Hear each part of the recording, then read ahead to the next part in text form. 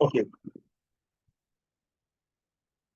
तो जो शुरुआत के 7 श्लोकों में अर्जुन जो प्रश्न करता है, अर्जुन यानी शिष्य, और यहाँ भगवान यानी गुरु। तो पहला श्लोक जो पूछता है वो पूछता है अर्जुन कि किम तद ब्रह्म, किम मध्यात्मम, किम अध्यात्मम, किम कर्म पुरुषोत्तम अधिभूतम च किम प्रोक्तमधिदैवम किम उच्यते अधियज्ञ कथम को अत्र देहे अस्मिन् मधुसूदन प्रयाण काले च कथम ज्ञेयो असि तात्मभिः। यानी अर्जुन पूछ रहे हैं कि हे पुरुषोत्तम, वह ब्रह्म क्या है? ठीक है ना, ब्रह्म क्या है, अध्यात्म क्या है, ब्रह्म एक, तो फिर अध्यात्म क्या है, दो, फिर कर्म क्या है, तीन, ब्रह्म अध्यात्म कर्म, फिर अधिभूत, चार। ठीक है, अधिभूत किसको कहा गया है, और अधिदेव, पांच, किसको कहा जाता है, यह अधियज्ञ, और छठा है अधियज्ञ कौन है, वह, और वह इस देह में, अधियज्ञ जो है इस देह में कैसे रहता है, मतलब कैसे है। हे मधुसूदन, वशीभूत अंतःकरण वाले, यानी जिनका अंतःकरण जिन्होंने जीत लिया, अपने अंतःकरण को जिन्होंने जीत लिया है, उन मनुष्यों के द्वारा अंतकाल में कैसे आप जानने में आते हैं। तो ये प्रश्न, भैया आप दिख नहीं रहे हो, ऐसा क्या? अच्छा ऐसा है, ठीक है, तो एक काम मैं करता हूँ, मैं दिखूं उसके लिए थोड़ा सा सेटिंग कर देता हूँ, एक सेकेंड। होस्ट में जा करके स्पॉट,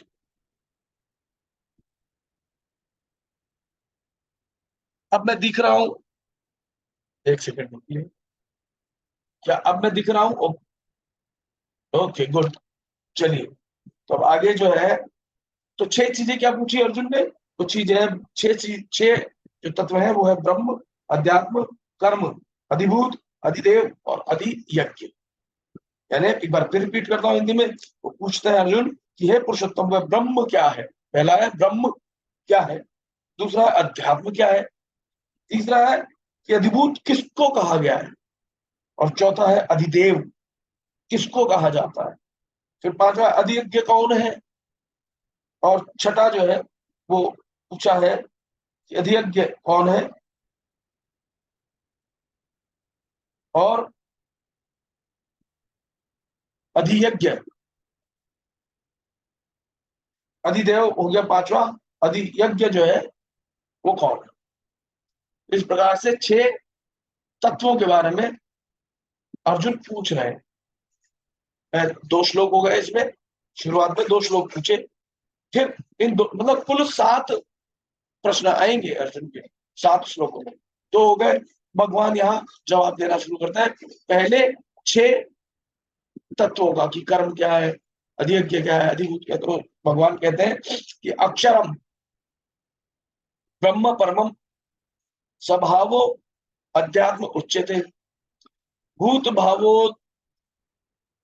भव करो विसर्ग कर्म संगीत है। तो भगवान यह बता रहे हैं कि परमम, परम अक्षर ब्रह्म है। तो पहले का जवाब मिल गया, ब्रह्म जो है क्या है, परम अक्षर, जो कभी समाप्त नहीं होता, अविनाशी, परम अविनाशी। तो परम अक्षर जो है, हमें उसी परम अक्षर को प्राप्त करना है, वही हम है, अक्षर है। और परम अक्षर जो है वो तीन चीजें आपको बाद में पता चलेगी, क्षर, अक्षर और फिर परम अक्षर। तो जो परम पुरुषोत्तम जो है वो ब्रह्म है। ठीक है, दूसरा स्वभाव, परम अक्षर ब्रह्म है, परा प्रकृति जीव जो है वो अध्यात्म है। अपने सबसे पहले आपको संसार और जीव को अलग अलग पृथक पृथक जानोगे तो जीव अध्यात्म है। ठीक है ना, जीव के विषय में जानना अध्यात्म है, जीव को अध्यात्म कहते हैं। तो अध्यात्म क्या है, जीव। ब्रह्म क्या है, परम अक्षर जिसका कभी नाश नहीं होता, जीव अध्यात्म है। फिर कहते हैं कि प्राणियों की सत्ता को प्रकट करने वाला त्याग कर्म कहा जाता है।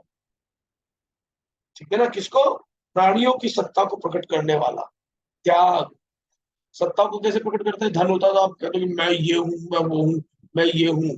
वस्तुओं के जो संसार में जो आपके पास विशिष्टता आ जाती है, फल आ जाते हैं, उन फल के त्याग को कर्म कहा गया है। इसीलिए भगवान ने कहा है कि कर्म कर। लेकिन कर्म कौन सा श्रेष्ठ है?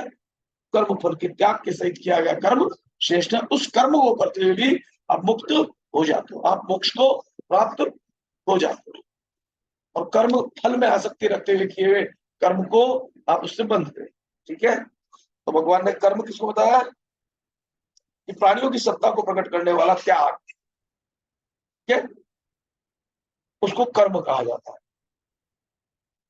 तो ये भगवान ने एक श्लोक में ये बताया। फिर कह रहे हैं भगवान, यानी यहाँ पे क्या तीन चीज बताई? तीन चीज बताई है कि ब्रह्म क्या है। फिर दूसरा उन्होंने बताया भगवान ने अध्यात्म क्या है, ब्रह्म, अध्यात्म। और तीसरी चीज भगवान ने यहाँ बताई है कि कर्म क्या है।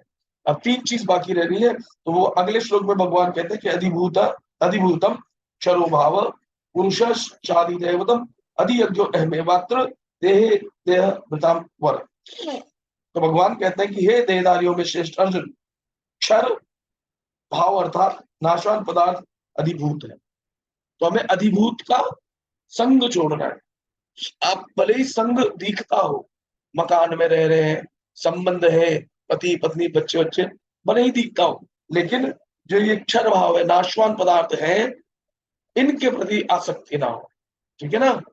भीतर से हमें अपने कर्म कर रहे हैं, लेकिन आसक्ति ना हो। फल आ रहा है, उस फल में आसक्ति ना हो, लेकिन कर्म करते चले जाए। तो जो नाशवान पदार्थ है वो अधिभूत है। ठीक है, जिसको हम क्षर कहते हैं। फिर दूसरा अधिभूत है पुरुष अर्थात हिरण्यगर्भ ब्रह्मा अधिदेव है। क्या? पुरुष ब्रह्म जिसको कह रहे थे, यहाँ पर पुरुष अर्थात हिरण्यगर्भ ब्रह्मा अधिदेव है। और इस देह में अंतर्यामी रूप से मैं ही अधियज्ञ हूं। अंतर्यामी रूप से मैं ही अधियज्ञ हूं, सब चीजों को ग्रहण करता हूं। ठीक है ना? यानी इस शरीर में जो कुछ भी है, अब यहाँ पर मन की स्थिति में कहा, मन की स्थिति में कहा है कि इस देह में अंतर्यामी रूप से सब कुछ ग्रहण करने वाला अधियज्ञ, सब कुछ स्वाहा होता है ना, तो स्वाहा स्वाहा, भोजन लिया स्वाहा, जल लिया स्वाहा, सब कुछ भस्म हो जाता है ना, वो अधियज्ञ अंतर्यामी रूप से मैं। तो 6 प्रकार से भगवान ने बता दिया है। तो क्षर भाव जो है, नाशवान पदार्थ जो अधिभूत है, जो उसमें पुरुष अर्थात हिरण्यगर्भ ब्रह्मा जो है अधिदेव है। और इस देह में अंतर्यामी रूप से मैं ही अधियज्ञ हूँ। तो इस देह में जो आप यज्ञ करते रहते हो, भोजन कर रहे हो, तो भगवान के लिए ही करता हूँ। जल ग्रहण कर, जो कुछ भी कर रहे हो भगवान के लिए करता हूँ, ये भाव रखते हुए जब आप कर्म करते हो, वो कर्म आपको नहीं काम। फिर आगे भगवान कहते हैं, या आपको फिर कभी विस्तार से और आगे समझाऊंगा कि ब्रह्म, अध्यात्म, कर्म, अधियज्ञ, अधिदेव और अधिभूत क्या है। क्योंकि इसको अभी अगर हम समझाने लग गए तो ये सेशन बहुत लंबा हो जाएगा। जो संक्षिप्त में समझाया मैंने आपको बता ही दिया। फिर भगवान कहते हैं कि अंत काले च मामेव स्मरण स्मरण मुक्ता कलेवरम यह प्रयाति से मत भाव याति नास्त्यत्र संशय। कि जो मनुष्य अंत काल में भी मेरा स्मरण करते हुए शरीर को छोड़कर जाता है, वह मेरे स्वरूप को ही प्राप्त होता है, इसमें संदेह नहीं है।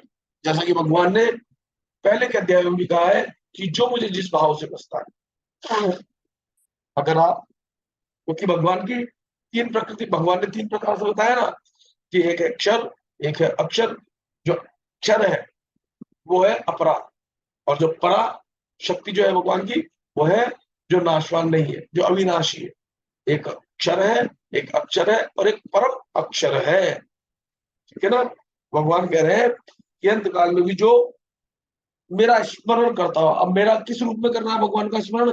अगर नाशवान पदार्थ के रूप में ही आप उसी को मानते हो, जिस भाव से आप अंतकाल में जो भाव होंगे, उसी भाव के अनुसार आपको शरीर मिल जाएगा। इसलिए जीवन भर हम अपने आप मस्त होने का अभ्यास करते हैं, ध्यान करते हैं, अपने भीतर के परमात्मा का स्मरण करते हैं।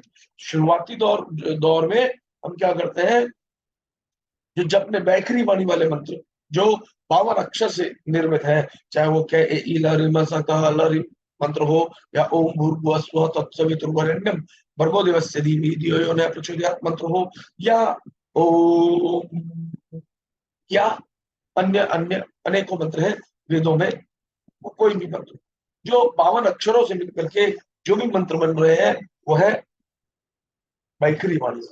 फिर उससे आप थोड़ा हायर उसमें जाओगे और सूक्ष्म रूप में जाओगे तो आप पाओगे पश्यंती वाली भाषा, विजुअलाइजेशन, जिसको उस विजुअलाइजेशन शक्ति को हम कहते हैं भगवती गायत्री या श्री मां ललिता त्रिपुर सुंदरी।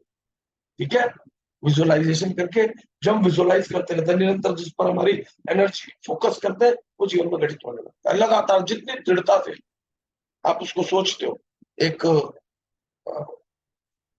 अब्दुल कलाम जी ने, राष्ट्रपति जी ने एक बुक लिखी है, नाम अभी दिमाग से निकल रहा है, उसमें पहले चैप्टर में ड्रीम ड्रीम ड्रीम करके एक चैप्टर है कि तुम सपने देखो देखो देखो देखो, और बार बार सपने देखने से वो तुम्हारे जीवन में धकेलेंगे तुम्हें कार्य करने के लिए, और फिर वो कार्य तुम्हारे सामने साकार हो जाए। यही हमारे श्री विद्या में होता है, विजुअलाइज करो, फोकस करो, साधना करो, एनर्जी डालो, धीरे धीरे वो जो आपने भीतर एनर्जी डाली है वो आपके शरीर के रूप में बाहर क्रिया करना शुरू कर देगी। एक एमवे में एक कोई बुक है, मेरे को अभी याद नहीं आ रहा नाम, तो उसमें भी यही विजुअलाइजेशन। तो अंत काले, तो हम जो पूरे जीवन अभ्यास करते रहते हैं जिस चीज का, तो वो हमारे भाव बन जाता है, और अंत काल में जिस भाव से हम ज्यादा भावित रहते हैं वही विचार ऑटोमेटिकली आते हैं, और जैसे विचार आएंगे वैसे हमें नई देह मिल जाएगी।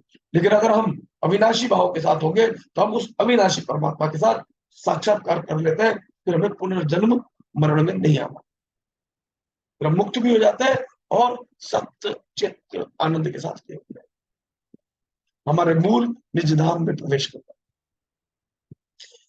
तो भगवान कह रहे हैं कि जो मनुष्य अंत काल में भी मेरा स्मरण करते हुए शरीर छोड़कर जाता है वह मेरे स्वरूप को ही प्राप्त होता है, इसमें संदेह नहीं है। इसलिए आपको अपनी आत्मा, आपको ध्यान, आपको आप में आपके भगवान आप जीवन आप जिस आप, ठीक है, क्लियर है तब। उसके बाद भगवान कहते हैं कि यम यम वापी स्मरण भाव त्यज त्यजत्यंते कलेवरम तम तमेवैति कौन्तेय सदा तद्भाव भावित है। ये कुंती पुत्र अर्जुन, मनुष्य अंतकाल में जिस जिस भी भाव का स्मरण करते हैं, स्मरण मतलब याद, यानी ध्यान, याद का मतलब ध्यान, स्मरण, ठीक है ना, करते हुए शरीर को छोड़ता है, वह उस भाव से सदा ही भावित होता है। वो अंतकाल में उसी भाव से भावित रहेगा जो जीवन में उसका चिंतन रहेगा, जीवन भर जिसको याद करता है, चिंतन करता है, ध्यान करता है, अंतकाल में भाव आता ही, तो उसको ही प्राप्त होता है, अर्थात उस योनि में ही चला जाता है। ये श्लोक से पहले भी मैं बता चुका हूँ, श्लोक के बाद जो भगवान ने कहा वो भी बता चुका हूँ। अगला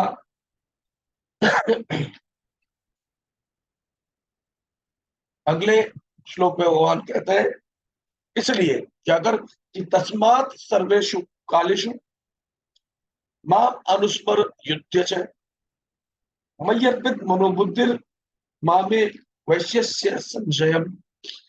तो भगवान कहते हैं इसलिए तू सब समय में मेरा स्मरण कर, युद्ध भी कर। युद्ध से मतलब वो युद्ध, मान लो अगर कोई घटना है तो वो युद्ध यानी वो घटना जो भी है, युद्ध भी एक कर्म है कि नहीं है। जैसे युद्ध कर्म है, ऑफिस का काम भी एक कर्म है, खाना बनाना भी एक कर्म है, सोना भी कर्म है, जागना भी कर्म है, चलना भी कर्म है। युद्ध यहाँ पर कर्म से मतलब है, क्योंकि आपका अभी काम युद्ध करना थोड़ा ना है, फिलहाल अभी आप बैठे हो तो युद्ध थोड़ी ना है, आपका काम थोड़ी ना युद्ध करना। युद्ध से मतलब तात्पर्य यहाँ पर कर्म से। अभी आप ऑफिस आओगे तो ऑफिस में आपका कर्म क्या है, अगर आप अकाउंटेंट हो तो अकाउंट्स मेंटेन करना है ना, बुक्स ऑफ अकाउंट्स मेंटेन करना, आप टीचर हो तो पढ़ाना। तो युद्ध कर यानी कर्म कर, लेकिन क्या कर, मेरा स्मरण करते, मेरा यानी मैं अविनाशी आत्मा हूं, इस भाव का हमेशा स्मरण रहे कि मैं शरीर नहीं हूं, मन में नहीं हूं, बुद्धि भी नहीं हूं, मैं ये जो कर रहा हूं मैं करने वाला भी नहीं हूँ, करने वाला तो मन है, गुणी गुणों में बरत रहे, मैं आत्मा हूँ, ये स्मरण बना रहे। यानी तस्मात सर्वेषु कालेषु माम अनुस्मर, अपने आत्मा, अपने परमात्मा, अपने मूल स्वरूप का स्मरण करते रहो हमेशा। ठीक है ना, युद्ध से कर्म करते रहो और मेरा स्मरण करते रहो। मयि अर्पित मनोबुद्धि मामे वैश्य संशय, कि हर समय मेरा स्मरण कर, युद्ध भी कर, मुझ में मन और बुद्धि अर्पित करने वाला निस्संदेह मुझे ही प्राप्त होगा। अगर आप अविनाशी भाव से भावित रहोगे, अपनी आत्मा का ही आप जी को ध्याओगे, आप जी को भजोगे, तो आप में आपके आप जी, आप में आप जी होकर के ही रहते हो, और आप उन्हीं आप जी को प्राप्त हो जाओगे, सेल्फ रियलाइजेशन हो जाएगा। फिर बारंबार आपको जन्म मरण में नहीं फंसना पड़ेगा। बात समझ में आ रही है सभी को? ओके। तो आप चाहे जो काम करो, अभी हम बार बार भूल जाएंगे, खाना बनाएंगे भूल जाएंगे अपने आप को। जब हम स्कूल में टीचर जब पढ़ाने जाएंगे तो हम भूल जाएंगे कि हम, ये टीचर जो है, ये शरीर अपना काम, प्रकृति अपने गुणों में बरत रहे हैं, है ना। सब काम अपने अपने हिसाब से हो रहे हैं, जो कर्तव्य कर्म है वो हो रहे हैं, लेकिन आपका स्मरण ये बना रहा है, ये अभ्यास से होगा। जब 24/7 ये अभ्यास बन जाएगा कि स्मरण भगवान में लगा रहा है, भगवान कौन सा? अविनाशी परमात्मा के भीतर जो है, उस आत्मा से आप कनेक्टेड रहोगे, तो धीरे धीरे धीरे धीरे आप उन्हीं को प्राप्त हो जाओगे। फिर सुख दुख नहीं होगा, क्योंकि वहां सुख दुख नहीं है, वहां तो आनंद ही आनंद है, समरसता है, सुख ही सुख है। वहां एक दूसरे को खाने के लिए कोई दौड़ नहीं रहा, जीव जीवस्य भोजनम वाली स्थिति नहीं है कि शेर हिरण को खाने दौड़ रहा है, हिरण पौधों को, जंगलों को खाने को दौड़ रहा है, चूहा भाग रहा है, सर्प दौड़ रहा है, सर्प को गरुड़ खाने को दौड़ रहा है, हर व्यक्ति दूसरे को खाने के लिए दौड़ रहा है। फिर आपको कोई जो है काल से भय नहीं होगा, उस स्थिति को आपको प्राप्त कर। तो आगे चलते हैं, फिर वो होगा कैसे? मन में आपके संशय आएगा ना, तो भगवान खुद ही बता देते हैं कि अभ्यास योग युक्तेन चेतसा नान्य गामिना परमम पुरुषम दिव्यम याति पार्थानु चिंतयन, कि हे प्रधानंदन, अभ्यास योग से युक्त और अन्य का चिंतन न करने वाले चित्त से, चित्त यानी चित्ती शक्ति क्या है? आपके भीतर जो स्पेस है ना, स्पेस, जैसे एक ब्लैक बोर्ड है, उसमें बहुत कुछ लिखा हो तो भर चुका है, अब उस चित्ती शक्ति में कुछ अंकित नहीं किया जा सकता, है ना, खाली करना होता है।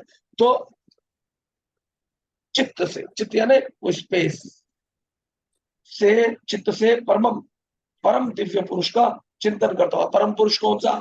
जो परम अक्षर है, वो परम पुरुष है, वो ब्रह्म। यहाँ ब्रह्म वो है जो परम अक्षर पुरुष है, जो परम अविनाशी है, वो ब्रह्म नहीं जो नाशवान है, ब्रह्मा वो नहीं, पर ब्रह्म, परम ब्रह्म, परम अक्षर, वो सतपुरुष, मैं वो बात कर रहा हूँ। आगे कह रहे हैं,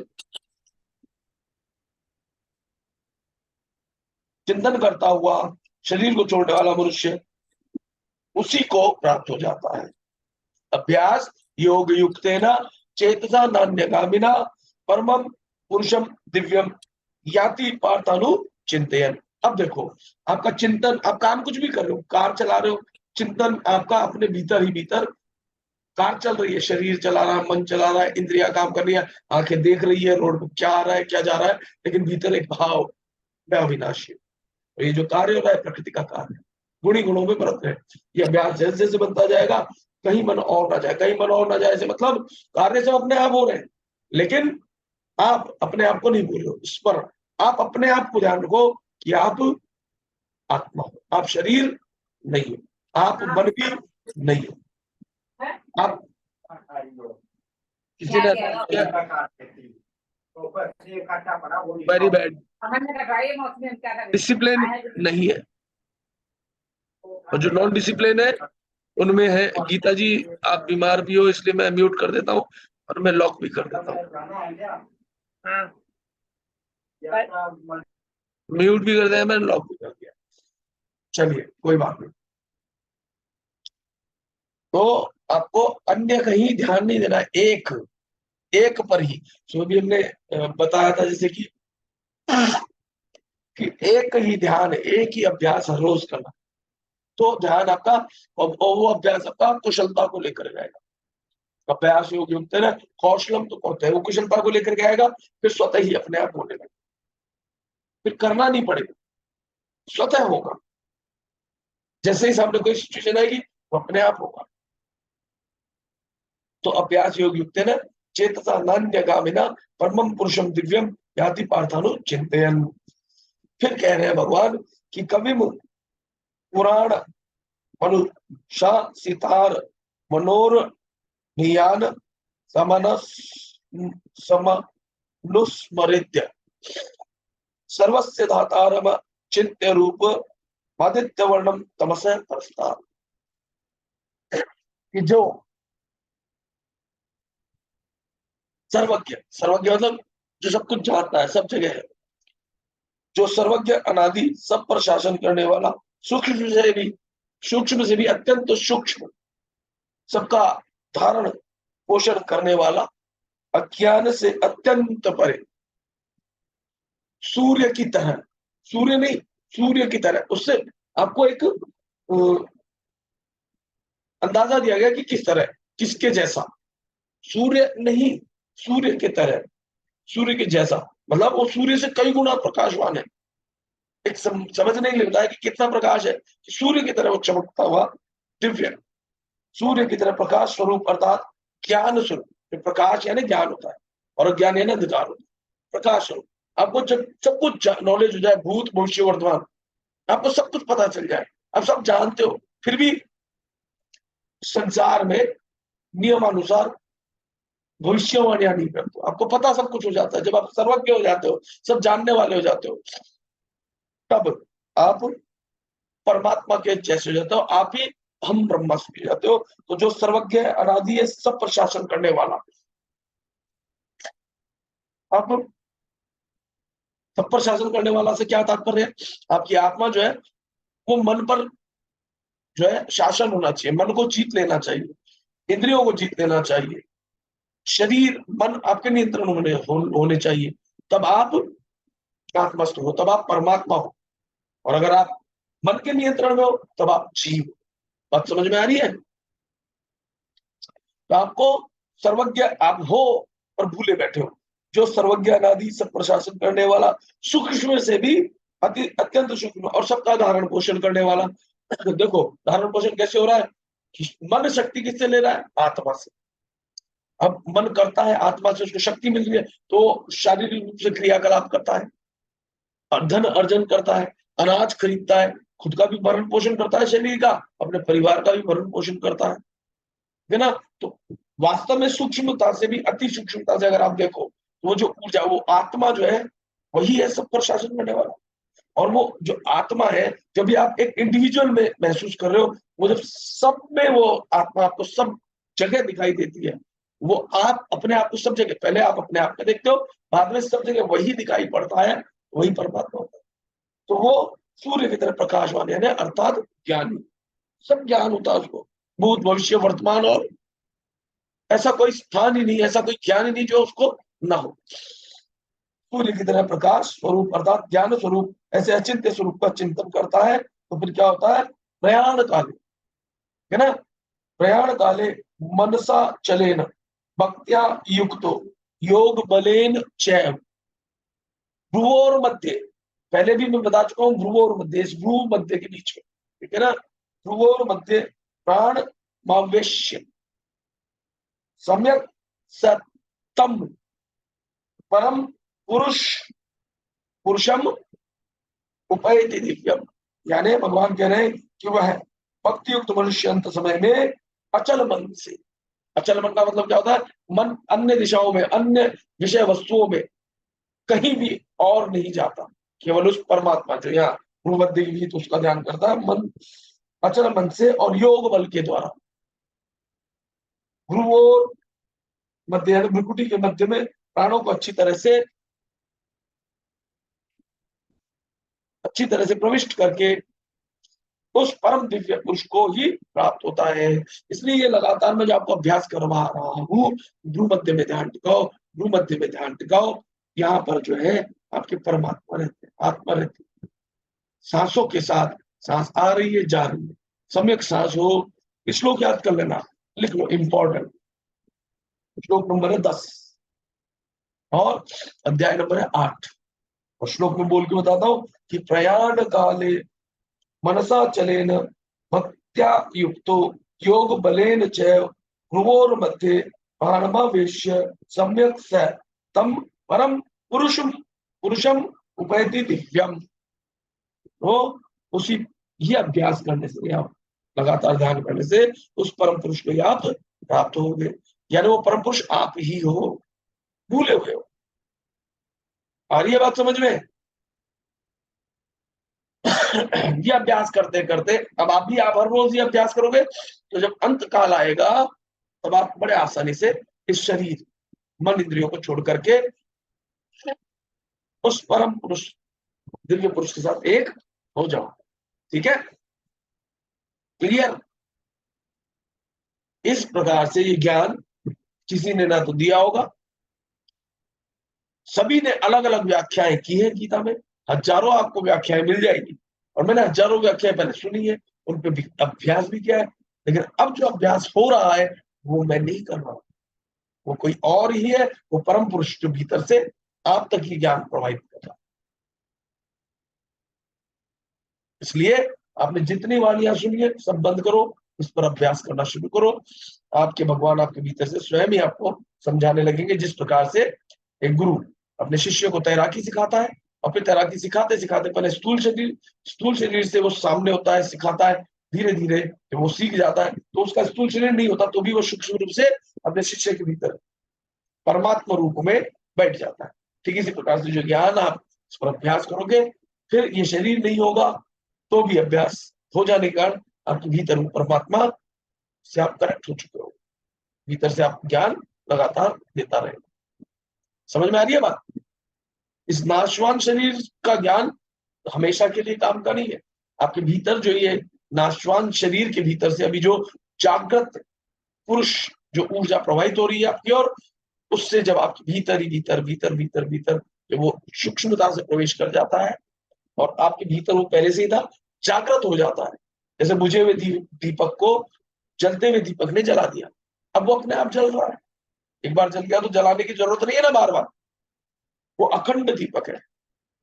जो हम अखंड दीपक बाहर देखते हैं जलाते हैं वो तो सांकेतिक है, लेकिन भीतर वो अखंड दीपक जल जाए, क्योंकि ज्योत से ज्योत जगा सदगुरु, ज्योत से ज्योत जगा। कभी हमने प्रार्थना की होगी, इसलिए अब हमारे गुरु वो ज्योत से ज्योत जला रहे हैं। शांतों के भीतर क्या वाइब्रेशन हो रही है, क्या ज्ञान जागृत हो रहा है, अनुभव करो। फिर भगवान कहते हैं ये श्लोक आपको याद करना है, ये साधना खंड है, ये साधना खंड है जो छुपा हुआ है पूरी गीता में। ये साधना खंड आपको किसी और को बताना भी नहीं। क्यों नहीं बताना है? क्योंकि अभी आदेश नहीं गया, आपको यहाँ लेकर के आना है, लोगों को जोड़ना है, फिर आप में से जिसको परमात्मा की आज्ञा हो जाए फिर आप भी बताना। लिख लो, प्रयाण काले मनसा चलेन भक्त्या युक्तो योग बलेन च भ्रुवोर मध्ये प्राणमावेश्य सम्यक स तम परम पुरुष मुपैति दिव्यम। फिर अगला श्लोक है, यदक्षरम वेद विदो वदन्ति विशन्ति यद यतयो वीतरागः यदिच्छन्तु ब्रह्मचर्यं चरन्ति तत्ते पदम संग्रहेण प्रवक्षे। कि वेदता लोग जिसको अक्षर कहते हैं, अक्षर यानी जो मिटे ना, अक्षर जो मिट जाए, अक्षर यानी जो मिटे ना, जिसको अक्षर कहते हैं, वीतराग यदि जिसको प्राप्त करते हैं और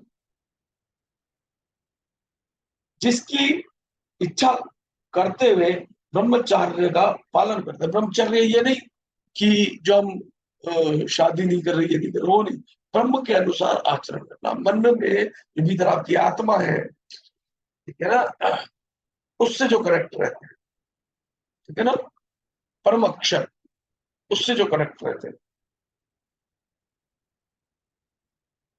इच्छा करते हुए ब्रह्मचर्य का पालन करते हैं, वह पद मैं तेरे लिए संक्षेप से कहूंगा। अब यहाँ भगवान कह रहे हैं कि जो वेदता लोग हैं, जो ज्ञान देते हैं, उस ज्ञान को भगवान कह रहे हैं मैं तुझे अब बताता हूं कि कैसे आपको वो लोग पालन करते हुए भगवान को प्राप्त होते हैं। वही अब मैं आपको यानी भगवान कह रहे हैं बताता हूं क्या करना है आपको। ये श्लोक और मोस्ट इंपॉर्टेंट है। पहला एक श्लोक मैंने 10वां बताया इंपॉर्टेंट। अब जो श्लोक है 12, 13, ये दो श्लोक अच्छे से याद कर ले। वो है सर्व द्वाराणि संयम। सर्व द्वार कौन सा है? 10 द्वार बताए थे ना, सुबह भी बताए थे। किसी ने मुझसे पूछा था भैया वो 9 द्वार कौन सा है, 10 द्वार कौन सा। तो सर्व द्वाराणि संयम, संयम करते हुए सारे के सारे द्वारों को मनो हृदय निरुद्य च मूर्ध मूर्धन्यात्मन प्राणमास्थितो योग धारणम ओमित्येकाक्षरम ब्रह्म व्याहरण मामनुस्मरण यह प्रयाति त्यजन देहम से याति परमाम गतिम। यानी इंद्रियों के संपूर्ण द्वारों को, इंद्रियों के द्वार को आंखें भी इंद्रिया है तो 2 द्वार आंखों के हो गए, कान भी इंद्रिया है 2 द्वार कान के हो गए, नासिका भी इंद्रिय है 2 द्वार नासिका के हो गए, मुख भी एक द्वार है ये भी इंद्रिय है, स्वाद इंद्रिय स्वाद लेती है। एक और स्वाद इंद्रिय है जो योनि है, जो लिंग है, वो एक द्वार हो गया। और एक गुदा द्वार, वो भी एक इंद्रिय। इन द्वारों को, सर्व द्वाराणी संपूर्ण द्वारों को रोक कर मन का हृदय में निरोध करके। अब मन का हृदय में निरोध कैसे होगा? जब आप सांसों पर ध्यान देते हो ना, चाहे बाबा जी साधना कराए या ईशान भैया कराए या जो भी योगी जिसको ज्ञान है, तो सांसों पर ध्यान कराता है। सांसों पर ध्यान कराने से क्या होता है? मन निरुद्ध हो जाता है। जो मन विचार इधर उधर डोल रहे होते हैं ना, जैसे कोई दुखी है, वो दुखी दुख को सोचता रहेगा, लेकिन मन पर सांसों पर ध्यान दो, सांसों पर ध्यान दो, सांसों पर ध्यान दो, सांसों पर ध्यान दो। मैं साइंस बता रहा हूँ क्योंकि किसी ने बताई नहीं होगी। करवाते हैं, बताते नहीं है। उनको लगता है कि हमारा व्यापार रुक जाएगा, वो खुद ही जान जाएंगे तो फिर हमारे पास कौन आएगा। लेकिन मैं बता रहा हूँ कि सांस पर ध्यान देने से मन शिथिल होता है, रुकने लगता है, रुकने लगता है और मन भीतर से थले जाता है, सोचना बंद कर देता है। तो मन जो है, इसको संपूर्ण द्वारों को रोककर मन का हृदय, हृदय यानी यहाँ एक होता है हृदय, यहाँ जीवात्मा, यहाँ भी कर सकते हो लेकिन परम ध्यान यहाँ पे रहेगा। ठीक है ना? मन का हृदय में निरोध करके, हृदय में मन को लगा दिया, किसमें? हृदय में। मन को किसमें लगा दिया? हृदय में। यहाँ मन रुक जाता है, यहाँ आकर निरोध हो जाता है, रुक जाता है, अब कुछ नहीं सोच पाता। वही समाधि, वही ध्यान है। निरोध करके और अपने प्राणों को मस्तक में स्थापित करके, जब आप सांस लेते हो निकालते हो, लेते हो निकालते हो, लेते हो निकालते हो, सांस छोटी होनी शुरू करते हो। थोड़ी देर बाद अभ्यास करो, 10 मिनट, 15 मिनट, आधा घंटा, 1 घंटा, फिर आप थोड़ी देर बाद पाओगे कि सांस रुक ही गई है, लेकिन आप जीवित हो। मजे की बात क्या है? प्राण चल रहे थे, मस्तक में रुक जाते हैं। प्राणों को मस्तक में स्थापित करके योग धारणा में सम्यक प्रकार से स्थित हुआ हुआ जो साधक ओम। अब ओम जो हम बोलते हैं वो काल का ही मंत्र है, लेकिन जब ये मंत्र आप बोलते नहीं हो, यानी एक क्षण मंत्र है, शरीर है तब तक ओम बोल पाओगे, मन है तब तक ओम सोच पाओगे, लेकिन इससे भी जो परे है, भीतर से नाद सुनाई देगा आपको, एक ध्वनि, हो सकता है वो ओम सुनाई दे आपको, जो भीतर अपने आप से आ रहा है, चिंगुर की आवाज है, जो भी, वो एक मंत्र या ओम रूप में सांकेतिक दिखा दिया, और वो जो भीतर से आपकी आवाज है। शुरुआत में ओम चलने दो, बाद में तो आपकी स्वयं की वाणी, वो शब्द भीतर से जब जागृत होगा तो ओमित एक अक्षरम। ठीक है ना? ओम, इस एक अक्षर, आगे ना एक अक्षर, जबकि हम संसार में क्या सुनता है? 2 अक्षर का नाम, जग में सुंदर है 2 नाम, राम राम राम, वो भी एक रह जाएगा सांकेतिक रूप में। एक छुड़ावे एक लगावे, ये 2 अक्षर। एक छुड़ावे कौन सा? संसार को छुड़ावे, जो आप हो अविनाश, वो लगाना है एक अक्षर। या ओम सांकेतिक है, समझो बात को, वास्तविक ओम नहीं है।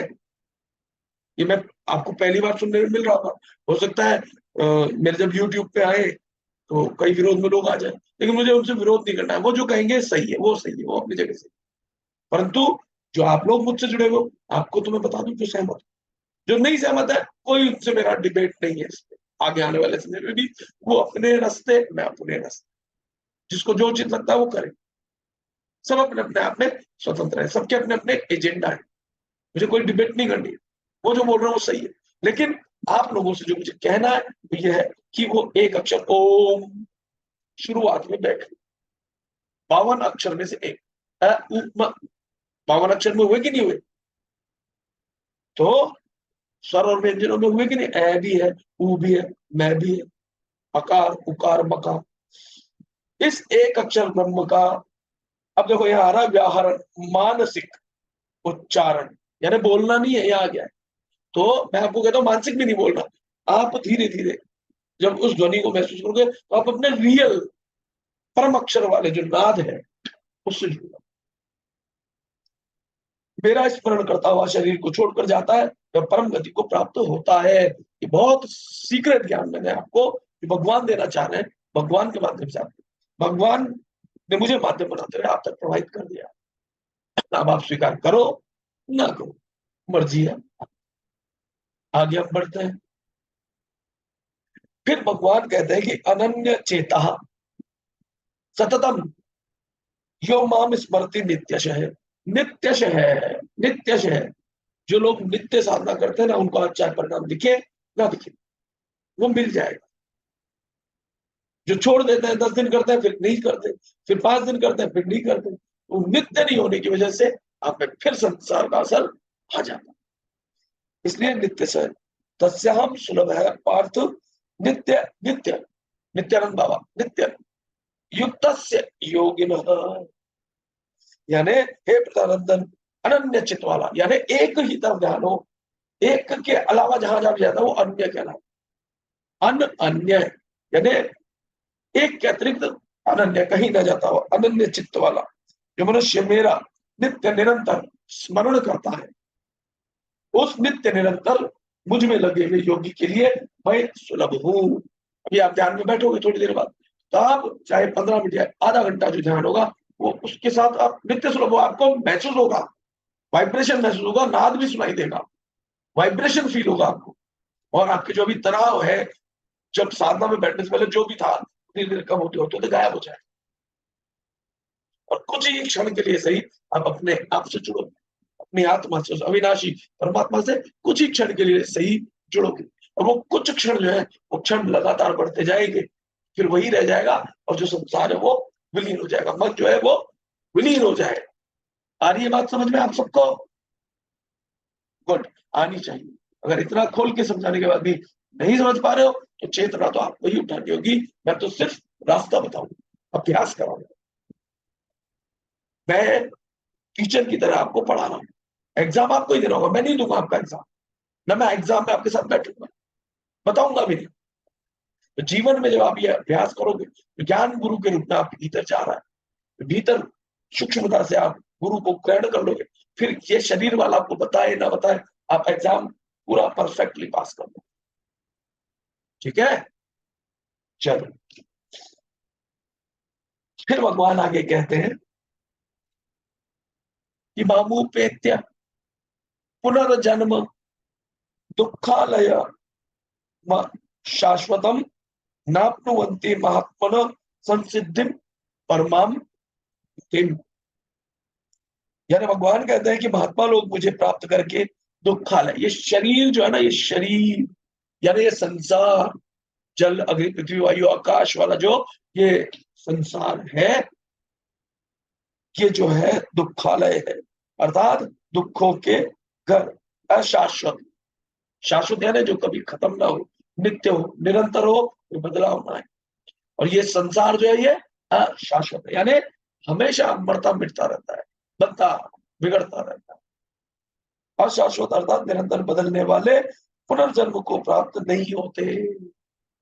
क्या करने से? जो अभी आपको इंपॉर्टेंट श्लोक बताए कि सर्वद्वाराणि संयम्य मनोविधि निरुद्य च मूर्ध्याधा यात्मन प्राणमास्थितो योगधारण ओमितेकाक्षरं ब्रह्म व्याहरन् नाम अनुस्मरन् यह प्रयाति त्यजन् देहम् से याति परमाम गतिम। एक श्लोक और बताया था, वो था भ्रुवोर मध्य वाला। वैसे तो भगवान ने बताया तस्मात् सर्वेषु कालेषु मां मनुस्मर युद्धे च। एक और था, वो आगे पीछे है, आप स्वयं से ढूंढ लेगा। खाइए। प्रयाण काले मनसा चलेन भक्त्या युक्तो योग बलेन चैव भ्रुवोर मध्य प्राण मावेश्य सम्यक स तम परम पुरुषम उपैति दिव्यम। ये श्लोक अच्छे से अपने याद कर लो, और ऐसे करने से ये दुखालय जो है, इससे आपको मुक्ति मिल जाएगी।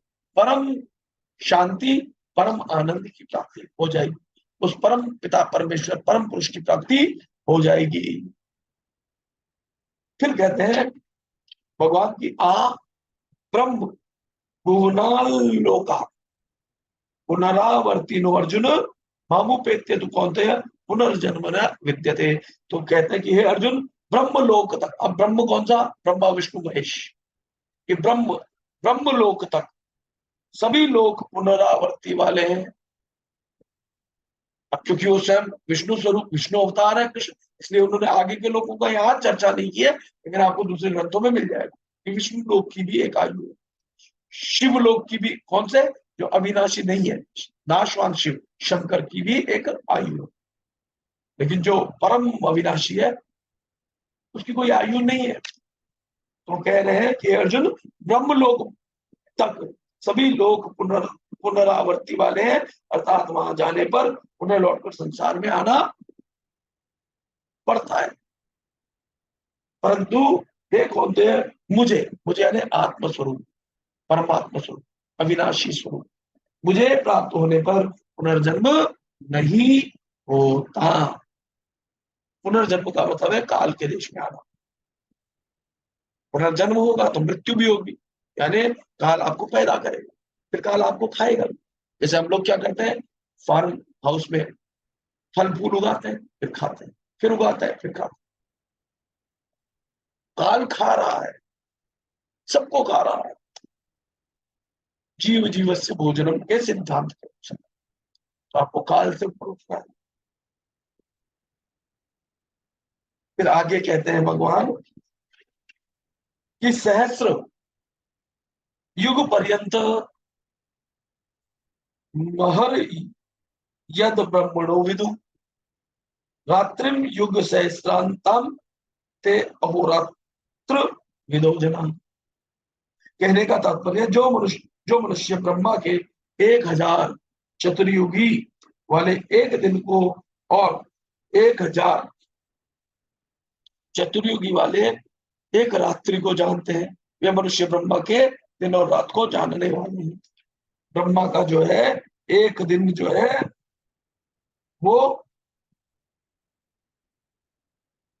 1000 चतुर्युग बीत जाता है, और एक रात में ऐसे ही एक रात 1000 चतुर्युगी युग बीत जाता है रात में।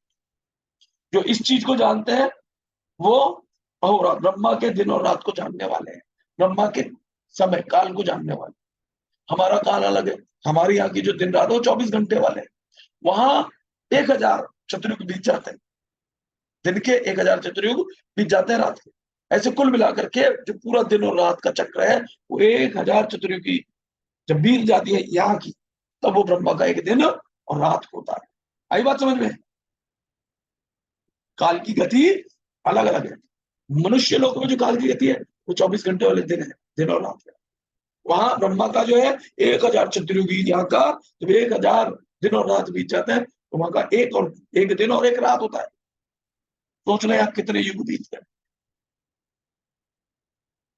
1000 चतुर्युग, 4 युग 1000 बार जब बीत जाते हैं तो ब्रह्मा की रात्रि और एक दिन। सोचो विष्णु के और ज्यादा है, उससे कई ज्यादा है, कई गुणा ज्यादा है। ऐसे ही शिव के कई गुणा ज्यादा। और जो इन सबसे ऊपर परम अक्षर है, वहां समय रुक रुक जा, समय होता ही नहीं, काल ही नहीं होता वहां, वो काल से परे। सोचो हम कहाँ रह रहे हैं, और हमें कल्पना भी नहीं है, हमें उसकी कल्पना भी नहीं, लेकिन करने जैसी कोई बात नहीं है। ज्ञान हो रहा है, यही तो ज्ञान ही तो परमात्मा कहता है ज्ञान ही तो साक्षात मेरा स्वरूप है। तो भगवान आपके भीतर जागृत हो रहे हैं, ठीक है। फिर आगे कहते हैं कि अव्यक्ताद अव्यक्त सर्वा प्रभवन्त्य हरागमे रात्र्यागमे प्रलीयन्ते तत्र वाव्यक्त संज्ञके। यानी ब्रह्मा के दिन के आरंभ में अव्यक्त ब्रह्मा के सूक्ष्म शरीर से, जो ब्रह्मा दिखता नहीं, जो अव्यक्त ब्रह्मा है उसके सूक्ष्म शरीर से दिखता क्यों नहीं है? क्योंकि हमको सूक्ष्म चीजें नहीं दिखती है, जो बैक्टीरिया नहीं दिखते, कोविड वायरस नहीं दिखता, तो वो जो अव्यक्त ब्रह्मा है जो हमें दिख नहीं सकता इन स्थूल नेत्रों से, उसके सूक्ष्म शरीर से संपूर्ण शरीर पैदा होते हैं। जितने भी शरीर पैदा हो रहे हैं, चीता, बिल्ली, घोड़ा, मनुष्य शरीर, है ना, शेर, हाथी आदि आदि, सांप, बिच्छू, छिपकली, जितने भी संपूर्ण शरीर पैदा होते हैं ब्रह्मा की रात के आरंभ काल में उस अव्यक्त नाम के ब्रह्मा के सूक्ष्म शरीर में ही संपूर्ण शरीर लीन हो जाता है, उसी से उत्पन्न होता है और उसी में मर जाते हैं, लीन हो जाते हैं। और ये क्या बात समझ में आप लोगों को? ये ज्ञान शिव योग में हम साधनाएं करते हैं, लेकिन वहां नहीं मिलेगा। जो हम करते आए हैं वहां ये ज्ञान नहीं मिलेगा। यद्यपि बाबा जी ने जरूर संकेत किया, ईशान भैया की तो कह ही नहीं रहा मैं बाबा जी की कह रहा हूँ, बाबा जी मेरे गुरु हैं, उन्होंने इशारा बहुत बात किया, लेकिन वो इशारा समझ में कब आएगा? तभी तो है। इसलिए कहता हूँ बाबा जी सिद्ध है, इसलिए कहता हूँ चाहे अब उनके जीवन में जो भी दिखे उनसे संशय नहीं लेकर के आना, वो भी काल का एक चाल है, लेकिन जो भीतर बाबा जी है वो परम सिद्ध है, ठीक है। काल ताकतवर है, इसलिए हमें जब राम और कृष्ण के जीवन में भी उठ पटाख दिखाई देते हैं, तो बाबा जी के, हमारे, इनके, उनके सब जीवन में दिखाई दे सकती है वो चीज। मेरे गुरु महान, शिवानंद महान, नित्यानंद महान। आगे चलते हैं। फिर कहते हैं कि ब्रह्मा के दिन में उत्पन्न होते हैं और रात में विलीन हो जाते हैं, प्रलय और महासर्ग ये उत्पन्न होते हैं, ठीक है। ब्रह्मा का एक दिन होता है, एक रात होती है, 1000 चतुर्युग निकल जाता है। फिर आगे आता है कि भूत ग्राम से एवायम भूत्वा भूत्वा प्रलीयते रात्र्यागमे अवश्य पार्थ प्रभवत्य हरागमे। ये पार्थ वही, यह प्राणी समुदाय उत्पन्न होकर प्रकृति के परवश हुआ, प्रकृति यानी काल की पत्नी, है ना, कि परवश हुआ ब्रह्मा के दिन के समय उत्पन्न होता है और ब्रह्मा की रात्रि के समय लीन हो जाता है, खत्म हो जाता है, समाप्त। फिर आगे कहते हैं भगवान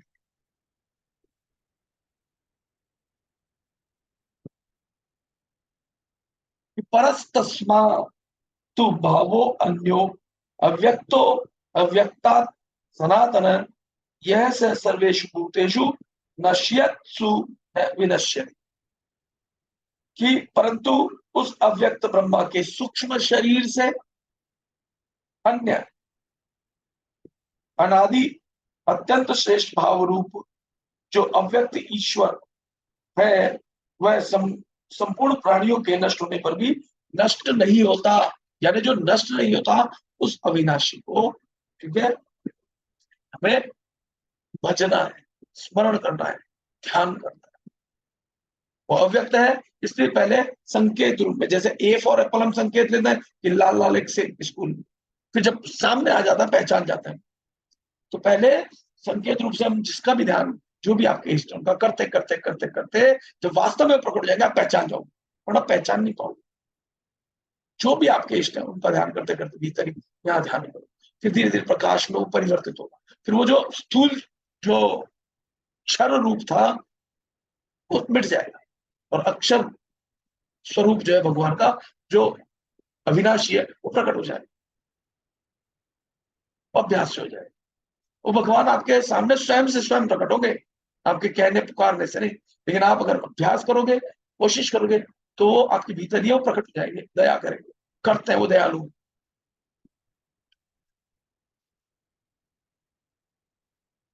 फिर कहते हैं अव्यक्तो अक्षर इत्युक्त तमाहु परमां गतिम यम प्राप्य न निवर्तते तद्धाम परमम मम। वो मेरा परम धाम है। भगवान का कौन सा परम धाम है? भगवान कह रहे हैं उसी अव्यक्त और अक्षर जो अभी अव्यक्त है लेकिन बाद में व्यक्त होगा, हमेशा अव्यक्त नहीं रहेगा। जो अभी अव्यक्त है लेकिन उसी अव्यक्त अक्षर ऐसा कहा गया है, तथा उसी को परम गति कहा गया है, जिसको प्राप्त होने पर फिर लौट करके संसार में नहीं आता। वह मेरा परम धाम है। उस धाम को कोई सतनाम, कोई सचखंड, कोई सतलोक, कोई सिद्धाश्रम, कोई साकेत धाम, कोई नाम अनेक है। नाम के चक्कर में मत फंसो कि नाम गुम जाएगा। कौन सा वाला? जो क्षर जगत के नाम, जो काल के देश के नाम, वो तो मिट जाएंगे। जो परम नाम है, जो संकेत दिया जा रहा है, वो धाम, वो स्थान, जहां जाने के बाद फिर आपको वापस इस मृत्यु, इस काल के लोक में आना जाना नहीं पड़ेगा। बार बार किसी के भोजन का ग्रास नहीं बनना पड़ेगा। क्या है? भगवान फिर आगे कहता है कि पुरुष स पर पार्थ वक्ता लभ्यस वर्णन्यया यस्यांत स्थानि भूतानि येन सर्वमिदं ततम्। हे प्रजानंदन अर्जुन, संपूर्ण प्राणी जिसके अंतर्गत है, जितने भी प्राणी है वो इस आत्मा के अंतर्गत ही है। वो एक परम सत्ता और जिससे संपूर्ण संसार व्याप्त है, जिसकी शक्ति के कारण ये प्राणी चलता हुआ दिख रहा है, घूमता हुआ दिख रहा है। एक शक्ति है ना, जो मन को भी शक्ति दे रही है। इस पृथ्वी जल अग्नि वायु आकाश, नदी अपने आप बह रही है ना, सूर्य अपने आप चमक रहा है। एक वो शक्ति है ना, जिससे सब कुछ हो रहा है, जिससे संपूर्ण प्राणी, जिससे यह संपूर्ण संसार व्याप्त है, वह परम पुरुष परमात्मा तो अनन्य भक्ति, अनन्य मतलब जिसके अलावा किसी और की नहीं भक्ति कर, केवल एक। कौन? अब आप राम को, कृष्ण को, शिव को करोगे तो अन्य अन्य हो जाता है, परंतु उनमें से एक को पकड़ने के बाद जब आप चलते हो, संकेत को पकड़ करके करते करते करते करते वो अविनाशी परमात्मा आपके भीतर प्रकट हो जाता है अभ्यास करने से। वो एक ही है। वो सारे जो जब तक आपको अक्षर पुरुष, जो अविनाशी पुरुष तक नहीं पहुंचते हो, ये अभ्यास जो दिया गया है, संकेत जो दिया गया है, इस संकेत को फॉलो करते रहो। संकेत मिलता है ना, लाल लाइट रुकने का, हरी लाइट चलने का, ऑरेंज लाइट सावधान होने का, ये संकेत है। इस संकेत के अनुसार आप फॉलो करो इसको, डायरेक्शंस को, आप पहुंच जाओगे। तो पुरुष से परम, पुरुष से परम पार्थ भक्त्या लभ्यस्तनन्या यस्यांत स्थानी भूतानि येन सर्वमिदं ततम्। कि परम पुरुष परमात्मा तो अनन्य भक्ति से ही प्राप्त करने होने योग्य है। अगर हम आज इसको पूज रहे हैं, कल उसको पूज रहे हैं, परसों उसको पूज रहे हैं, परसों ये साधना कर रहे हैं, परसों वो साधना कर रहे हैं, तो फिर वो जो अनन्य भक्ति से प्राप्त होना वो नहीं मिलेगा। आपको सांसारिक सुविधाएं मिल जाएंगी, पुण्य बढ़ जाएंगे, आपको उपलब्धियां हो जाएंगी, सिद्धियां आ जाएंगी, लेकिन वो नहीं मिलेगा जो आपका परम स्थान है, जो आपका परम लक्ष्य है, जो आपका परम स्वरूप है, वो नहीं मिलेगा। इसलिए फोकस हम साधना अन्य कर भी लेंगे, लेकिन फोकस उस पर ही रखना। संसार में कर्म और भी कर लेंगे, लेकिन फल में आसक्ति नहीं रखेंगे। यही परम ज्ञान है। फिर आगे चलते हैं कि भगवान कहते हैं कि यत्र काले नावृत्तिम चैव योगिन प्रयाता यान्ति तम कालम वक्ष्यामि भरत ऋषभ। भगवान कहते हैं परंतु हे भरतवंशियों में श्रेष्ठ अर्जुन, जिस काल अर्थात मार्ग में शरीर छोड़कर गए वे योगी अनावृत्ति को प्राप्त होते हैं, अर्थात पीछे लौट कर नहीं आते, और जिस मार्ग में गए वे आवृत्ति को प्राप्त होते हैं, अर्थात पीछे लौट कर आते हैं, उस काल को, अर्थात दोनों मार्गों को मैं कहूंगा। तो वो कौन कौन से? अब काल मैंने जैसे कि कहा, काल मान लो मन, तो अगर निर्मल मन है, स्वच्छ मन है, पवित्र मन है, विशाल मन है, अगर उस मन को आपने ऐसा बना लिया, तो उस मन के अनुसार वो मन ही आपका मित्र है। उस मन के साथ अगर आप चले तो आप बार बार वो आपको परमात्मा से मिला देगा, अविनाशी से, फिर लौट करके नहीं आना पड़ेगा। और कौन सा, किस काल में? जो अधम मन है, जो आपको फंसाता है, काल समान है, जो आपका भक्षण करता रहता है, जो आपको नीचे धकेलता है, उस मार्ग, उस काल में गए हुए मनुष्य फिर लौट करके आते हैं, दुख पाते हैं। तो भगवान कहते हैं मैं उसको कहूंगा, तो समझना है। भगवान कहते हैं कि अग्निर्ज्योतिरः शुक्ल है, क्षण माशा उत्तरायणम, तत्र प्रयाता गच्छन्ति ब्रह्म ब्रह्म विदो जना। कि प्रकाश स्वरूप अग्नि का अधिपति है ना, अग्नि का अधिपति देवता, दिन का अधिपति देवता, शुक्ल पक्ष का अधिपति देवता, और 6 महीने वाले उत्तरायण अधिपति देवता, उस मार्ग से शरीर को छोड़कर गए हुए ब्रह्मवेत्ता पुरुष पहले ब्रह्मलोक को प्राप्त होकर ब्रह्मा के साथ ब्रह्म को प्राप्त हो जाते हैं। अब यहाँ 6 महीने समझाने के लिए संकेत का है, क्योंकि 6 महीने आपके शुक्ल पक्ष होता है और 6 महीने कृष्ण पक्ष होता है, क्योंकि एक महीने में 15 दिन तो कृष्ण पक्ष होता है और 15 दिन शुक्ल पक्ष होता है कि नहीं होता? ठीक है, पहली चीज तो ये सांकेतिक है 6 महीने समझाने के लिए। परंतु अब ध्यान से समझना कि उत्तरायण और सूर्यायण, जो पृथ्वी का एक डिग्री विग्री का सिस्टम होता है, जिसमें 6 महीने वो उत्तरायण रहता है और 6 महीने पृथ्वी दक्षिणायन होती है। सूर्य उत्तरायण हो रहा है साहब, सूर्य अब दक्षिणायन हो रहा है साहब, कहते हैं ना। तो 6 महीने उत्तरायण, 6 महीने दक्षिणायन। तो यहाँ कह रहे हैं कि प्रकाश और अग्नि का अधिपति देवता, तो पहले अग्नि जो होती, पहले अग्नि का नाम लिया है, तो अग्नि जला देती है, उसमें प्रकाश तो होता है लेकिन कम, और जलाने की क्षमता ज्यादा होती है। तो कह रहे हैं कि प्रकाश स्वरूप अग्नि का अधिपति देवता, फिर जब वो अग्नि से और ऊपर उठता है तो दिन का अधिपति देवता, जब दिन हो जाता है तो ताप इतना तेज नहीं होता लेकिन प्रकाश, रोशनी ज्यादा होती है ना, रोशनी ज्यादा होती है, यानी अग्नि जला नहीं रही, अब प्रकाश जरूर दे रही है। फिर शुक्ल पक्ष का अभिमानी देवता, शुक्ल पक्ष में क्या होता है? रोशनी तो होती है लेकिन ठंडक होती है ना, जलाने वाली शक्ति नहीं होती। और 6 महीने का, वो मैंने सांकेतिक बताया, चंद्रमा के समान शीतल रोशनी आती उस मार्ग में, ठीक है ना। तो उत्तरायण, जब उत्तरायण होता है सूर्य, है ना, उत्तरायण, दक्षिण मार्ग नहीं होता, उत्तर मार्ग में जब होता है, उत्तरायण का देवता, अभिमानी देवता, अधिपति देवता, उस मार्ग से छोड़कर गए वे ब्रह्मवेत्ता पुरुष ब्रह्मलोक को प्राप्त होता है। यानी अब उत्तरायण अगर दक्षिणायन करें, हमारे शरीर में अगर उत्तर और दक्षिण करें, बीच में एक सीधी रेखा मान लो 7 चक्र, अगर ये यात्रा ऊपर की ओर होती है, नीचे से ऊपर की ओर आ रही, तो जठरा अग्नि में अग्नि होती है जो भस्म करती है, तेज अधिक होता है, प्रकाश कम होता है। फिर और ऊपर उठते हैं तो धीरे धीरे रोशनी बढ़ती चली जाती है, प्रकाश ज्यादा होता है, और ऊपर उठते हैं तो चंद्रमा के समान शीतलता आती है। कई बार शर्मिला बेन बोलते ना, ठंडी ठंडी वाइब्रेशन हो रही, वो बोलते ना ठंडी ठंडी वाइब्रेशन, तो भीतर एक शीतलता होती, प्रकाश होता है लेकिन शीतलता, एक आनंद भी प्रकाश होता है, और एक गर्मी, जलने लग जाए, पसीना आने लग जाए, वो अलग होता है। तो ठंडी ठंडी वाइब्रेशन जो होती है, शुक्र पक्ष का अभिमानी देवता, ठीक है। जब प्रकाश तो अधिक होता है, रोशनी तो अधिक होती है, लेकिन ताप कम होता है। उस रोशनी में जब हमारे प्राण निकलते हैं, यानी ऊपर की ओर जब हमारा उत्तरायण की ओर जब हमारी यात्रा होती है, नीचे से ऊपर की ओर यात्रा होती है, यहाँ चंद्रमा का स्थान है ना, यहाँ पहुंचते हैं। तो 6 महीने तो, क्योंकि सांसारिक रूप से समझाया गया इसलिए 6 महीने का, वास्तविक 6 महीने नहीं है। अगर आपकी स्थिति ऊपर की ओर है, नीचे से ऊपर की ओर है, उत्तरायण की ओर है, तो आप मुक्ति की ओर जाए। और वही अगली श्लोक में भगवान बताता है कि धूमो रात्रि तथा कृष्ण क्षणमाशा दक्षिणायनम तत्र चांद्रमसम ज्योतिर योगी प्राप्य निवर्तते।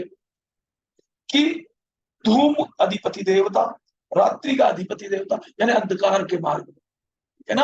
अंधकार के मार्ग में क्या है, तांत्रिक शक्तियां, ऐसा नहीं है अंधकार वाली शक्तियां काम नहीं करती। जो बंगाल का काला जादू, तांत्रिक शक्तियां भी खतरनाक होती है।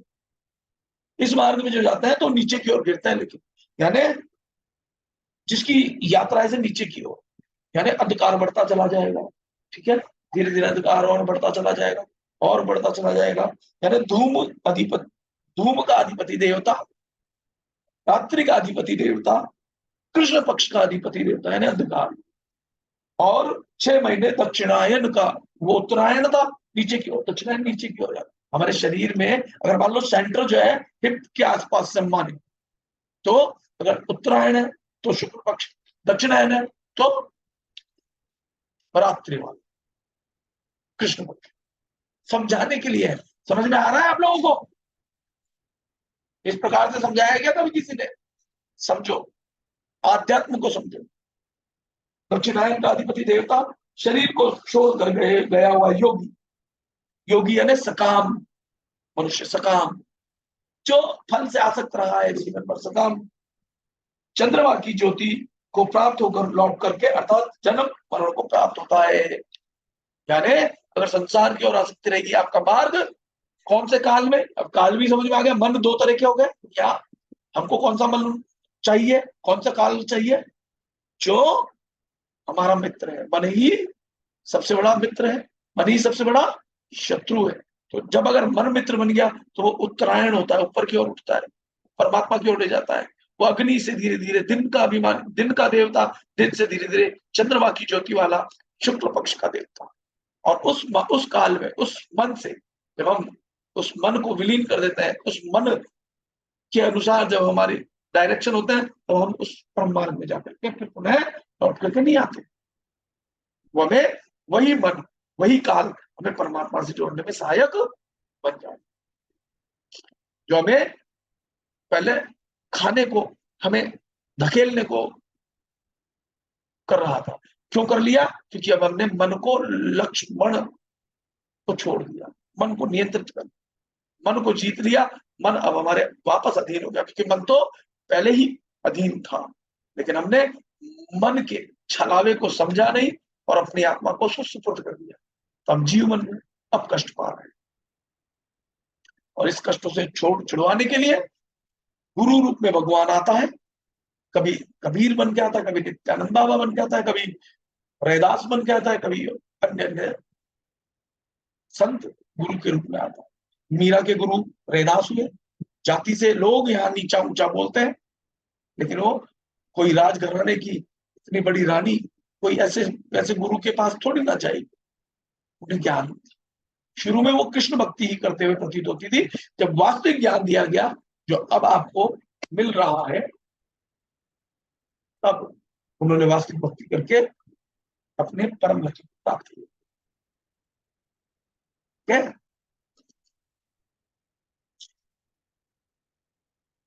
तो दूसरे मार्ग से अगर हम जाते हैं तो फिर आना पड़ता है, यानी यात्रा नीचे की ओर होती है।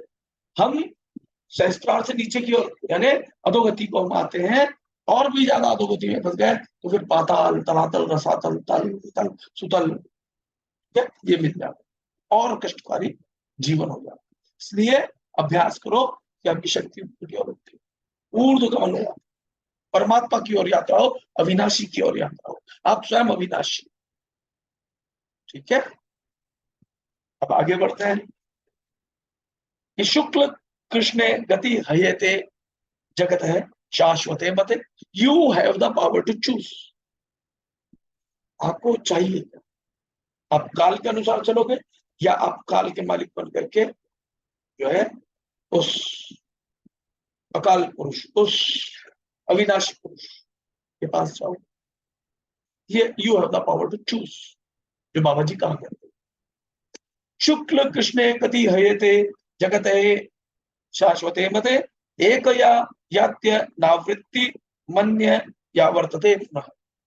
कि क्योंकि शुक्ल और कृष्ण दोनों गतियां अनादिकाल से जगत प्राणी मात्र के साथ संबंध रखने वाली मानी गई है अनंत काल से। इसमें से एक गति में जाने वाले को लौटना नहीं पड़ता और दूसरी गति में जाने वाले को पुनः लौटना पड़ता है। अगर यात्रा आपकी यात्रा दो गति की ओर है, नीचे की ओर है, नीचे यानी पंच तत्वों की ओर लौट करके आ जाते हो, यानी अपरा प्रकृति की ओर जाते हो, यानी संसार की ओर जाते हो, यानी काल के जाल में फंसते हो, मन के जाल में फंसते हो। मन बुद्धि अहंकार जल पृथ्वी अग्नि वायु आकाश को ही आप मैं मान लेते हो, उसका ही संग करते हो, नाशवान का संग करते हो, तो उस गति में आपको बार बार क्या आना पड़ेगा। और जब आप जान लेते हो कि आप तो इससे सर्वदा परे हो और इससे जो कुछ भी प्राप्त होता है मन बुद्धि चित्त अहंकार जल अग्नि पृथ्वी वायु आकाश जो कुछ भी, क्योंकि आप गुण ही गुणों में व्रतने देते हो और आप कर्म करते हो, लेकिन फल का त्याग आसक्ति का त्याग करके चलते हो, कर्म करते चलते हो, सेवा करते चलते हो, साधना सेवा संकीर्तन करते चलते हो, तो आप उस मार्ग में चले जाते हो जहां जाकर के फिर लौट करके आना नहीं पड़ता, इस काल से मुक्त हो जाओ। फिर भगवान कहते हैं कि नैते श्रुति पार्थ जानन योगी मोहति कश्चन तस्मात् सर्वेषु कालेषु योग युक्तो भवार्जुन। कहते हैं कि हे प्रधानंदन, इन दोनों मार्गों को जानने वाला कोई भी योगी मोहित नहीं होता। अब आपको मैंने ये दोनों मार्ग बता दिए, अगर आप योगी हो तो मोहित नहीं होगे। आपके मोहित होने के कारण ही आप वापस से लौटते हो, जन्म मरण में बार बार पड़ते हो। अब अगर आपको ये ज्ञान हो गया है दोनों मार्गों का, तो आप योगी बन जाओ, मोहित नहीं होता है। अतः हे अर्जुन, तू सब समय में योग युक्त समता में स्थित हो जा, तू योगी हो जा। आप लोगों से भी मैं यही कहता हूं, आप योगी हो जाओ। जिस मार्ग में जाने के बाद उन्हें लौटना नहीं पड़ता, उस मार्ग को चुन। अगर अभी भी ये हो जाए वो हो जाए वैसा हो जाए, ये क्रिएट कर लूं वो क्रिएट कर लूं, इस फलाशक्ति में फंसे रहे, तो फिर जन्म तैयार तब तक तैयार है, क्योंकि you have the power to choose, चुनना आपको अधिकार है। ठीक है, क्योंकि भगवान ने इसको कहा ये दुखालय है, इस दुखालय को चुनते हो तो मर्जी है। क्षणिक सुख है तो कभी क्षणिक सुख है तो कभी, और वहां केवल एक नित्य आनंद है, नित्यानंद है। हमारे गुरु ही नित्यानंद, वो भगवान ही नित्यानंद है, वो सच्चिदानंद ही है। फिर आगे कहते हैं वेदेषु यज्ञेषु तपसु चैव दानेषु यत् पुण्य फलम प्रतिष्ठम अत्येति तत् सर्वमिदं विदित्वा योगी परम स्थान उपैति चाद्यम। तो भगवान कहते हैं कि योगी यानी भक्त इसको, इस अध्याय में वर्णित विषय को जानकर वेदों में यज्ञों में तपों में तथा दान में जो जो पुण्य फल कहे गए हैं उन सभी पुण्य फलों को अतिक्रमण कर जाता है। अतिक्रमण मतलब त्याग जाता है, उनका ऊपर स्वामित्व कर ले, मतलब अतिक्रमण यानी प्राप्त होने के बाद उसको उससे आसक्त नहीं होता, अतिक्रमण कर जाता है और आदि स्थान परमात्मा को प्राप्त हो जाता है। जो यज्ञ भी करो आप, है ना, पुण्य के काम कर रहे हो, वेद यज्ञ तप कर्म जो कुछ भी आप कर रहे हो संसार में, जो कि प्रकृति के द्वारा किए जा रहे हैं, मन के द्वारा किए जा रहे हैं, गुण गुणों में बरत रहे हैं, उससे जो प्राप्त फल है उसका उल्लंघन कर जाता है, अतिक्रमण कर जाता है, तो वो आदि स्थान परमात्मा को प्राप्त हो जाता है। ये आपका 8वां अध्याय पूरी तरह से संपन्न हो गया। इस बात को आपको याद क्या करना है, हर समय उस अविनाशी परमात्मा का चिंतन करना है और युद्ध करना है। युद्ध का मतलब है कार्य करना है, जो आपका कार्य है। क्षत्रियों का कार्य होता है युद्ध करो, आप जो भी हो, आप टीचर हो तो आपका कार्य है पढ़ाओ, आपके पास परिवार है तो उनका पालन पोषण करो, उनको प्रेम दो, उनकी सेवा करो, ये युद्ध है आपका। क्योंकि जब आप ये सब कर रहे होगे तो आपके सामने कई कष्ट आएंगे।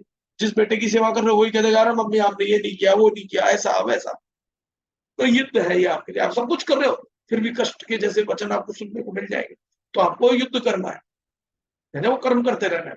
लेकिन जो फल आप चाहते हो कि मेरा बेटा मुझसे अच्छा बोले, मेरे साथ ये हो, जो आप चाहते हो वो ना चाहो, फल के प्रति आसक्ति ना रखो। आपका जो दायित्व इस जीवन में बन गया है वो करते चलो, वही युद्ध। जीवन एक युद्ध है, संघर्ष है, इस युद्ध को करो और फलों में आसक्ति मत करो, फलों में आसक्ति मत करो, युद्ध करो और मन अपने उस परमात्मा में लगाओ। यहाँ यहाँ मन को टिकाए रखो, अपने प्राणों को यहाँ पर, अपने मन को यहाँ पर निरुद्ध करो। क्या इस अध्याय का ये मूल सिद्धांत है, ये ज्ञान है, इसको भीतर जो है प्रवेश हो जाने दो, इस पे अभ्यास करो। धीरे धीरे अभ्यास होते होते आप एक दिन पाओगे कि आप परम शांति को, परम स्थान को प्राप्त हो। ये जो है 8वां अध्याय संपन्न हुआ।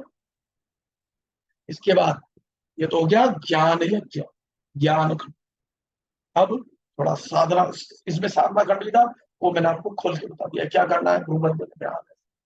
अभी हम करते हैं 10 मिनट का ध्यान करते हैं, तो आज की साधना संपन्न हो जाएगी। ये साधना खोलनी नहीं है, इसलिए रिकॉर्डिंग यहीं पर बंद करता है। जिसको ये साधना करनी होगी वो जुड़े, यूट्यूब पे मैं जब डालू तो वो जुड़े। मैं अपने नंबर आप लोगों को दे देता हूं, मेरे नंबर है, आप संपर्क कर सकते हैं, जानकारी ले सकते हैं। वो नंबर है मेरे 9610504968। कॉल नंबर लिख लें, कॉलिंग नंबर वो पहले वाले बताए, वो व्हाट्सएप है। कॉलिंग वाले नंबर है 8104230962। तो ये नंबर आप नोट कर लो। जब YouTube पे आप ये फैला दोगे तो जितने लोग होंगे वो चाहेंगे जुड़ना, तो इस पे कॉल करके, संपर्क करके जुड़ सकते हैं। और जब YouTube पे चैनल प्रसारित हो तो ज्यादा से ज्यादा इस वीडियो को लोगों तक पहुंचाओ, क्योंकि ये जो ज्ञान है भगवान ने कहा है, जो ये मेरे भक्तों में कोई कहेगा तो मैं उसके द्वारा ज्ञान यज्ञ से पूजित होगा, और जो इसे सुनेगा उसको भी भगवान जो है, भगवान उससे खुश हो जाता। ये मैंने आपको साधना ज्ञान खंड जो है बता दिया। अब साधना खंड गुप्त रहेगा, वो जिसको भी करनी होगी वो मुझसे संपर्क कर लेगा। और जब हमारा लेवल 5 होगा, गीता का 5th लेवल जब भी होगा, तो मैं जो मुझसे संपर्क करेगा उनको बता दूंगा। कोई ग्रुप में जुड़ जाएंगे वो, तो उनको वहां जानकारी मिलती रहेगी। तो ये यहीं तक। नमः शिवाय, थैंक यू, आप सबका धन्यवाद। जो अभी यहाँ साधना कर रहे हैं वो जुड़े रहेंगे। बाकी लोगों के लिए वीडियो में यहीं पर वीडियो का विराम करता हूँ।